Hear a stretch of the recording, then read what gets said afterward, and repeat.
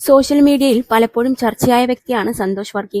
ആറാട്ടണ്ണൻ എന്ന പേരിലറിയപ്പെടുന്ന സന്തോഷ് വർക്കി പല മീഡിയകൾക്കും ട്രോൾ മെറ്റീരിയലായി മാറി. കുറച്ചു മാസങ്ങൾക്ക് മുമ്പ് ആറാട്ടണ്ണൻ അറസ്റ്റിലായിരുന്നു. സമൂഹമാധ്യമങ്ങളിലൂടെ നടിമാർക്കെതിരെ അശ്ലീല പരാമർശങ്ങൾ നടത്തുന്നതും അപമാനിക്കുകയും ചെയ്തു എന്ന പരാതിയുടെ അടിസ്ഥാനത്തിലായിരുന്നു കേസ്. ഇപ്പോഴിതാ ഇതേക്കുറിച്ച് സന്തോഷ് വർക്കി ഉന്നയിക്കുന്ന ആരോപണമാണ് ചർച്ചയാകുന്നത്. മൈ മീഡിയ ഒറിജിനൽസിന് നൽകിയ അഭിമുഖത്തിലാണ് പരാമർശം. ഞാൻ എഫ്ഐആറിൽ പറഞ്ഞ സ്റ്റേറ്റ്മെന്റ് അല്ല അവരിട്ടിരിക്കുന്നത്. ഞാൻ എല്ലാ നടിമാരെക്കുറിച്ചും പറഞ്ഞിട്ടില്ല. ഒരു നടിയുടെ പേരും പറഞ്ഞിട്ടില്ല. കേസ് കോടതിയിൽ നിൽക്കില്ല. ഇതിനു പിന്നിൽ കളിച്ചത് മലയാളത്തിലെ ഏറ്റവും വലിയ നടനായ മോഹൻലാലാണ്.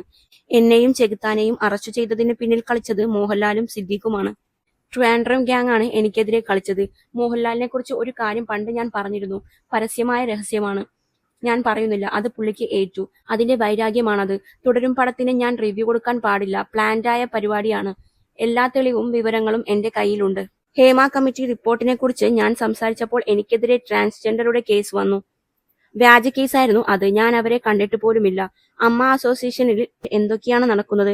ഇവിടെ സാബുമോനും ശാന്തിവിള ദിനേശും ആറാട്ടണ്ണനെയും വനിതാ തിയേറ്ററിനെ കുറിച്ചുമാണ്. എന്തുകൊണ്ട് നിങ്ങൾ ബ്ലാക്ക് മണിയെ കുറിച്ച് പറയുന്നില്ല? എത്ര പെണ്ണുങ്ങളുടെ ജീവിതം സിനിമക്കാർ നശിപ്പിച്ചിട്ടുണ്ട്. നടിയെ ആക്രമിച്ച കേസിലെ പ്രതിയെയാണ് ഇപ്പോഴും ഇവിടെയുള്ളവർ സപ്പോർട്ട് ചെയ്യുന്നത്. എന്റെ അഭിപ്രായത്തിൽ 50% പുള്ളി ചെയ്യാൻ സാധ്യതയുണ്ട്, 50% ട്രാപ്പാകാനും സാധ്യതയുണ്ട്. പുള്ളിക്ക് നടിയോട് വൈരാഗ്യമുണ്ടായിരുന്നു. അവരെ എന്റെ സിനിമകളിൽ നിന്ന് മാറ്റി നിർത്തിയിട്ടുണ്ടെന്ന് പുള്ളി പറഞ്ഞു. പക്ഷേ ഒന്നും പറയാൻ പറ്റില്ല. അയാൾക്ക് ഒരുപാട് ശത്രുക്കൾ ഉണ്ടായിരുന്നു. മലയാള സിനിമ ഒരു കാലത്ത് ഭരിച്ചത് പുള്ളിയായിരുന്നു. ഫോർട്ട് കൊച്ചി ഗ്യാങ്, ട്രിവാൻഡ്രം ഗ്യാങ് എന്നിങ്ങനെ ഗ്യാങ്ങുകൾ ഉണ്ടായിരുന്നു. കൊച്ചി ഗ്യാങ് ഇയാളാണ് ലീഡ് ചെയ്തുകൊണ്ടിരുന്നത്. ഒന്നും പറയാൻ പറ്റില്ലെന്നും സന്തോഷ് വർക്കി പറയുന്നു. നേരത്തെ നടി നിത്യ മേനോൻ ഉൾപ്പെടെ സന്തോഷ് വർക്കി ശല്യപ്പെടുത്തിയതിനെക്കുറിച്ച് തുറന്നു സംസാരിച്ചിരുന്നു.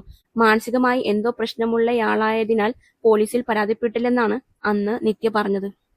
വിചിത്രമായി തോന്നുന്ന പല വാദങ്ങളും സന്തോഷ് വർക്കി ഉന്നയിക്കാറുണ്ട്. ഈയടുത്ത് തനിക്ക് ക്യാൻസറാണെന്ന് പറഞ്ഞ ഇയാൾ കുറച്ചു ദിവസങ്ങൾക്ക് ശേഷം ഇത് മാറ്റി പറഞ്ഞു.